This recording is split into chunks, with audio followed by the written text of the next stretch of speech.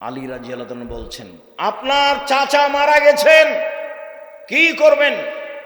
আরে আমার চাচা মারা গেছে, তাতে কি হবে? যাও মাঠে নিয়ে গিয়ে গর্ত খুঁড়ে মাটিতে পুঁতে দাও। তার জানাজা হবে না, তার কাফন দাফন হবে না, তার গোসল হবে না, তাকে মাটিতে নিয়ে গিয়ে পুঁতে দাও, হিন্দুদের মতো শ্মশান ঘাটে ফেলে দাও। হাদিস মুসলিম। লা ইলাহা ইল্লাল্লাহর দাম অনেক দাম। আল্লাহ রাসূল বলছেন, লাক্কিনু মাউতাকুম লা ইলাহা ইল্লাল্লাহ। জান যায় যায় মরে মরে, জান যায় যায় মরে মরে। তার পাশে কোরআন মাজিদ পড়িও না, তার পাশে বলো লা ইলাহা ইল্লাল্লাহ। কেন? মান কানা আখিরু কালামি লা ইলাহা ইল্লাল্লাহ ফাদাখাল জান্নাহ। কারো যদি শেষ জীবনে লা ইলাহা ইল্লাল্লাহ হয়, তাহলে সে জান্নাতে চলে গেছে। বলেছিলেন, চাচা লা ইলাহা ইল্লাল্লাহ বলেন, বাকিটুকু আমি দেখব। মুহাম্মদ সাল্লাল্লাহু আলাইহি সাল্লাম বলছেন, চাল চলন ভালো যার, জান্নাতুল ফেরদাউস আমি নিয়ে দিব তাকে। কিভাবে নিয়ে দেবো সেটা আমার ব্যাপার। তিনি বলছেন, শোনো, মাইয়াজমান লি মা বাইনা লাহিয়াইহি ওয়া মা বাইনা রিজলাইহি আজমাল্লাহুল জান্নাহ।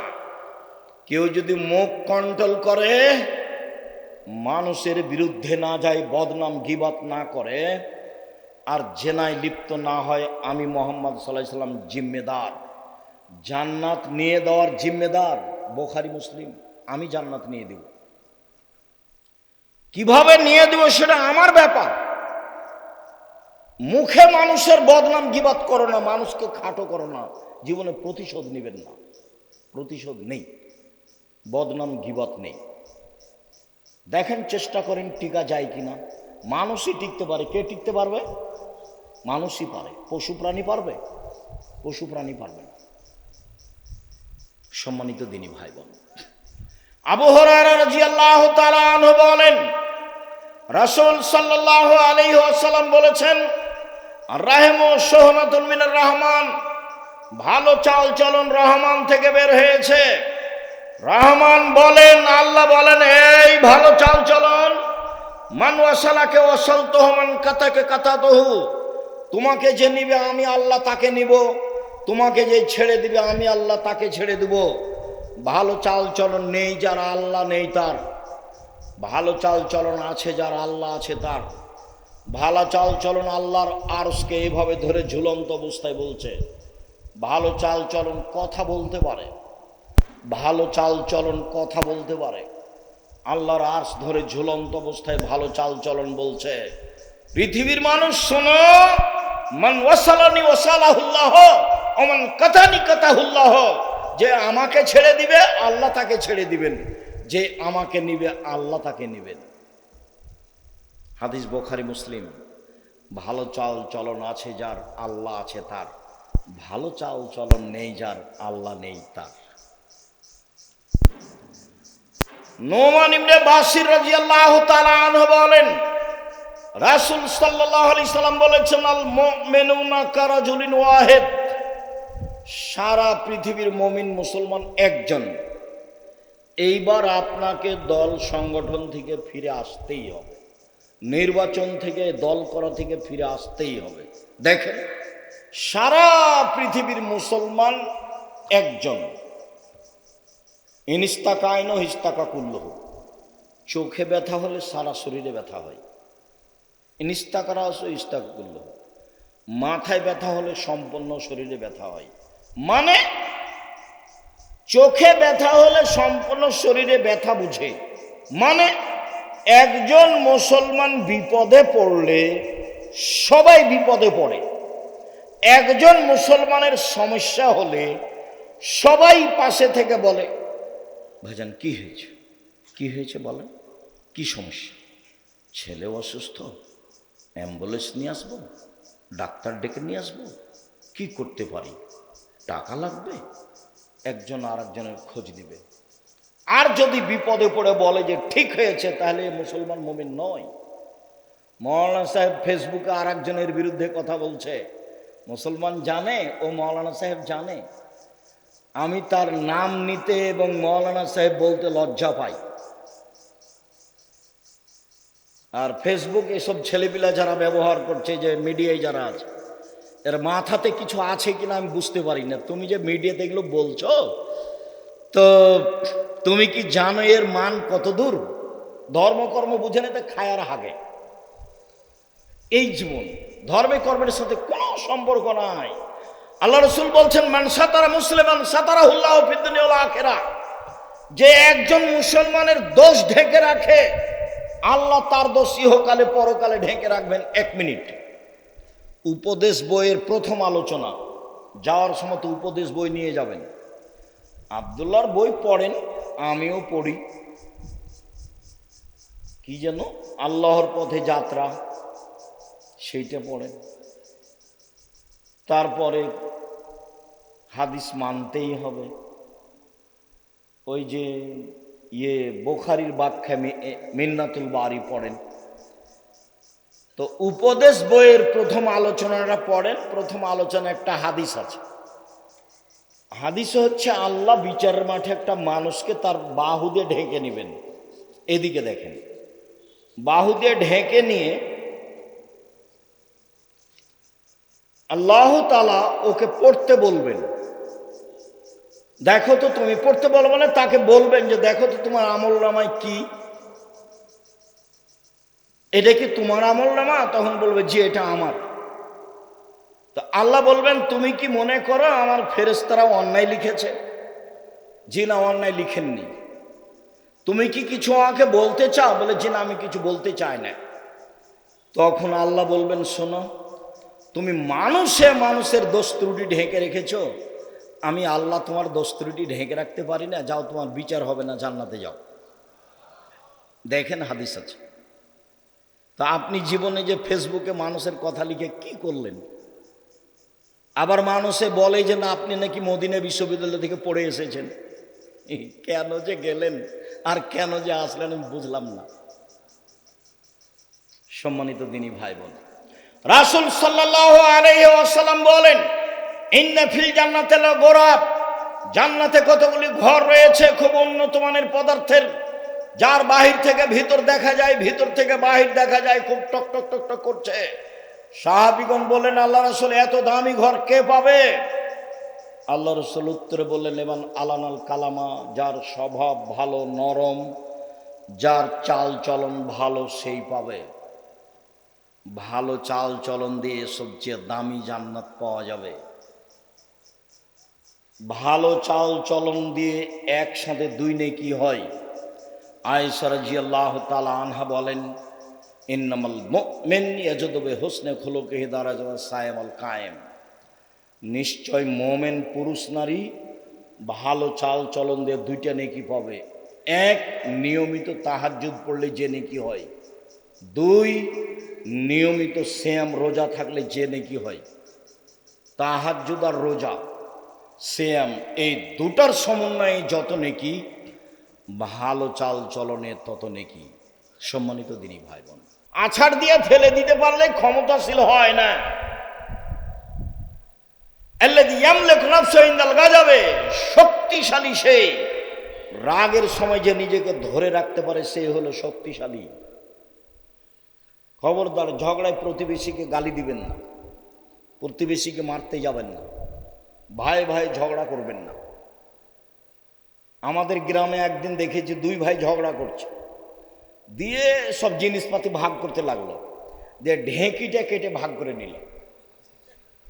এটা আমার চোখের সামনে, আমরা দৌড়িয়ে গেছি, খুব ঝগড়া। তারপরে বলছে একজন আর একজনকে, থাম, আমার এই ভিটে বাড়ি তোর কাছে বিক্রি করব না, এমন এক মানুষের কাছে বিক্রি করে যাব যে তোকে গুতাতে পারে। এক ভাই আর এক ভাইকে বলছে।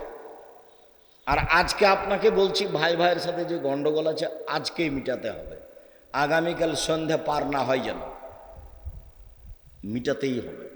এবং আপনাকে তার হাত ধরে এই সম্পর্ক গড়তে হবে।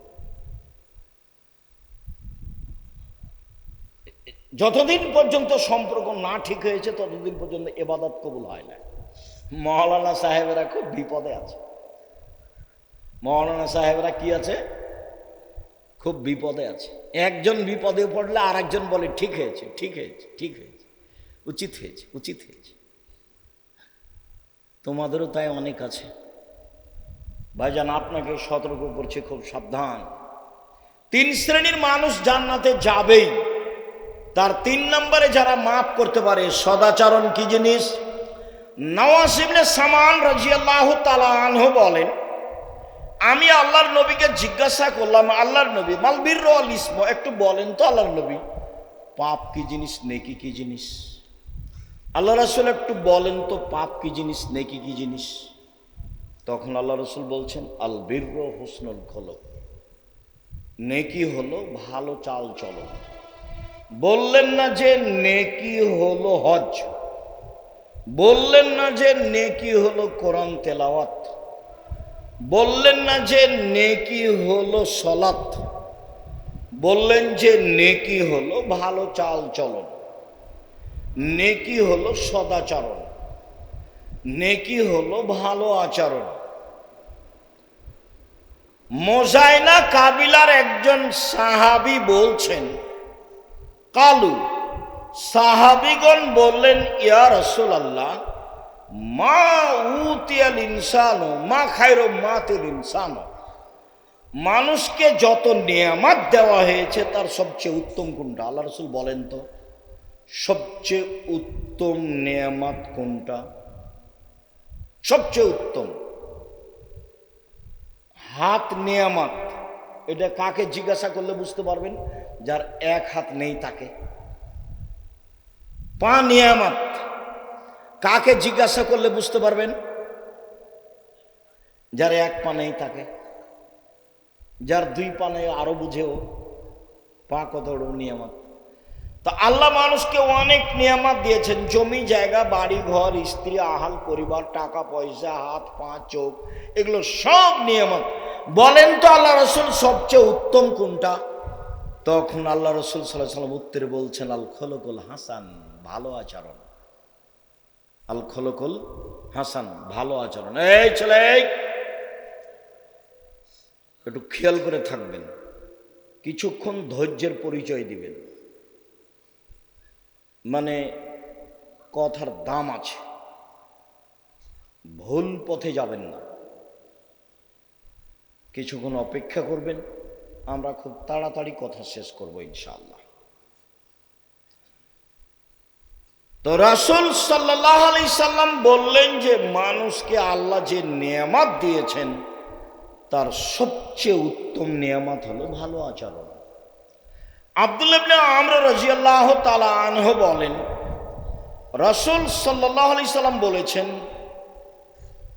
ইন্না মিন আহাব্বিকুম ইলাইয়া আহসানুকুম আখলাকান, আমার নিকটে তোমাদের সবচেয়ে প্রিয় মানুষ সেই, আমি ওকে সবচেয়ে ভালোবাসি যার চাল চলন ভালো। মুহাম্মদ সাল্লাল্লাহু আলাইহি সাল্লাম সবচেয়ে কাকে ভালোবাসেন? যার চাল চলন ভালো। যে তাহাজ্জুদ গুজার তাকে নয়, যে প্রতি মাসে উমরা করতে যায় সে নয়, যে প্রতি বছর হজ করতে যায় সে নয়। আব্দুল্লাহ ইবনে আমর রাদিয়াল্লাহু তাআলা আনহু বলেন, রাসূল সাল্লাল্লাহু আলাইহি সাল্লাম বললেন, ইন্না মিন খিয়ারিকুম আহসানুকুম আখলাকান, তোমাদের মধ্যে সবচেয়ে ভালো মানুষ যার চাল চলন ভালো। আমার কাছে সবচেয়ে প্রিয় মানুষ যার চাল চলন ভালো।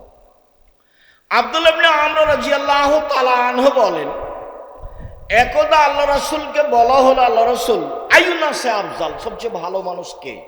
দেখেন তো কি উত্তর আসে। আল্লাহ রাসূল একটু বলেন তো সবচেয়ে ভালো মানুষ কে? তখন আল্লাহ রাসূল সাল্লাল্লাহু আলাইহি সাল্লাম বলছেন, সাদুকুল লিসান মাকমুমুল কলব, সত্যবাদী যে, অন্তর পরিষ্কার যার, সেই ভালো মানুষ। সত্যবাদী যে, অন্তর পরিষ্কার যার। তখন সাহাবীগণ বললেন, সত্যবাদী এটা বুঝি, কিন্তু মাখমুমুল কলব এই কথা বুঝি না, এটা কি? তখন আল্লাহ রাসূল বলছেন, আন-নাকিয়ু ওয়াত-তাকিয়ু, স্বচ্ছ পরহেজগার। স্বচ্ছ পরহেজগার, স্বচ্ছ পরহেজগার, সেই হলো সবচেয়ে ভালো মানুষ। তখন আল্লাহ রসুল আবার বলছেন, শোনা, স্বচ্ছ মানুষকে এক, লাইসমা আলাইহে, যার পাপ নেই সে, পাপ করলে ক্ষমা চায়। দুই, অলা বাগিয়া, সীমালঙ্ঘন নেই যার। তিন, অলা গিল্লা, আত্মসাৎ নেই যার। চার, অলা হাসাদা, হিংসা নেই যার। এক, পাপ নেই যার। মনে থাকবে না মনে হয়? পাপ নাই কার? পাপ হলে ক্ষমা চাই যে তার। এটা যে মনে থাকবে না? একবার তো বলা হয়েছে প্রথমে যে আদম সন্তানই পাপী, তো এখন পাপ নাই কার, তাহলে কার বলবেন? পাপ হলে ক্ষমা চাই যে তার পাপ নেই। দুই, সীমালঙ্ঘন নেই যার, সেই ভালো। যে একটা দুটা বাদাম নিয়ে নেয় সেও সীমালঙ্ঘন করে। তিন, আত্মসাৎ নেই যার। আব্দুল্লাহ বক্তব্য বলছে যে ন্যায়পরায়ণ আর আমানতদার আর সত্যবাদী যদি নেতা হয়, তাহলে অর্ধেক শাসন দেশে কায়েম হয়ে গেছে। মানে 1999 জন দায়িত্বশীলকে আপনি পাবেন না যে তার ভিতরে আমানতদারি আছে। 10-এর পয়সাকেও ভাগ করে নেই। আল্লাহর নবী বলছেন, বিচারের মাঠে 3 শ্রেণীর মানুষের সাথে আল্লাহ কথা বলবেন না। তার এক শ্রেণী হচ্ছে মালিকুন কাযাব, মিথ্যুক দায়িত্বশীল।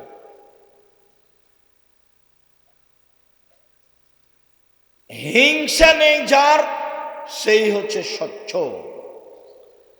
আব্দুল্লাহ ইবনে আমর রাদিয়াল্লাহু তাআলা আনহু বলেন, 4টা জিনিস যার মধ্যে আছে, তার ইহকালও ভালো, তার পরকালও ভালো। তার ইহকালও ভালো, তার পরকালও ভালো। এক, হিফজ আমানাতিন, আমানতের রক্ষা। দুই, সিদক হাদিসিন, সত্য কথা। তিন, হুসন খালিকাতিন, ভালো চাল চলন। তিন, হুসন খালিকাতিন, ভালো চাল চলন। চার, ইফাতুন ফি তুমাতিন, বৈধ রুজি। শেষ পর্যন্ত ভিক্ষা করতে রাজি আছি, শ্বশুরের কাছে টাকা নিব না, আগামীকাল সন্ধ্যা হতে হতে শ্বশুরকে টাকা ফেরত দেব। আমাকে আব্দুল্লাহর শ্বশুর একবার বলে না কেন যে একটা ঘড়ি দিই, একটা কিছু দিই? কই একবারও বলে না। আব্দুর রহমানের শ্বশুরও বলে না, আব্দুর রহমানের শ্বশুরও কেউ বলে না, একটু কিছু বলে না। একটু কাপড় চুপড় দিই, ঈদ বকরা দিই, সেটাও বলে না। সাহসী নেই। আমাকে এ যাবৎ আমি কোনো মসজিদে গেছি খুতবা দিতে, সেই মসজিদের সভাপতি সেক্রেটারি আমাকে কিছু বলবে, এরকম সাহসের সভাপতি সেক্রেটারি আমি 90 সাল থেকে এ যাবৎ দেখিনি। আমি কোনো জালসায় গেছি, কেউ আমাকে কিছু বলবে যে এটা আপনি করেন বলেন, আমি 90 সাল থেকে নিয়ে এখন পর্যন্ত এরকম দেখিনি। এই 2-3 দিন আগে কোথায় কথা বলতে গেছিলাম, তো এমপি এসছে, তো বলছে মধ্যে একটু সময় চাচ্ছে। সেটা তোমার সাহসটাই অন্যায় হয়ে গেছে। একজন এসে বলছে, আমি আব্দুর রাজ্জাক বিন ইউসুফ বক্তব্য দিচ্ছি, আর একজন আমার বক্তব্যের মধ্যে কথা বলবে, এই কথাটা বলাই অপরাধ, এই কথা বলাই অপরাধ। আল্লাহ আমাকে এখন এরকম পিছে নিয়ে যায়নি। সম্মানিত দিনী ভাই বোন, আমি ভালো অবস্থায় আছি। কোনো সময় আমাকে পিছনে যাওয়া আমি দেখতে পাই না। জামিয়া সালাফিয়া ডাঙ্গিপাড়া পবা রাজশাহী 50 বিঘা জমির উপরে, আলহামদুলিল্লাহ। জামিয়া সালাফের রূপগঞ্জ নারায়ণগঞ্জ 100 বিঘা জমির উপরে। কত? 100 বিঘা, যেটা ভাবাই মুশকিল, ভাবাই মুশকিল। যেটা মহিলা সাহেবের 70 বিঘা জমির উপরে। যেটা দিনাজপুর সেটা 20 বিঘা জমির উপরে, আর অনেক জেলাতে জমি, বরিশালে চলমান, চট্টগ্রামে চলমান, রাজশাহীতে চলমান, ময়মনসিংহে চলমান, ঢাকায় চলমান, বগুড়া তো আরম্ভ হবে ইনশাল্লাহ। কোথায় যেন আশেপাশে জমি আছে, সাবগ্রাম, ইনশাল্লাহ 700 মক্তব চলে, 700, দুই একটা নয়, 16 থেকে 20,000 পত্রিকা ছাপে। আল ইতেসাম পত্রিকা আছে, তারপর কিশলয় পত্রিকা আছে, আরবি পত্রিকা আছে, অনলাইন আল ইতেসাম টিভি আছে, করজে হাসানার ব্যবস্থা আছে, অসহায় মানুষের পাশে দাঁড়ানোর ব্যবস্থা আছে, আলহামদুলিল্লাহ। সম্মানিত দিনী ভাই, আমি যেটা দাবিতে রেখেছি সেটা দোয়া, যেখানে দোয়া করবেন আল্লাহ তুমি জামিয়া সালাফে কবুল করো। 5,000-এর বেশি ছেলে মেয়ে আছে পড়ে, 300-র বেশি শিক্ষক শিক্ষিকা আছেন।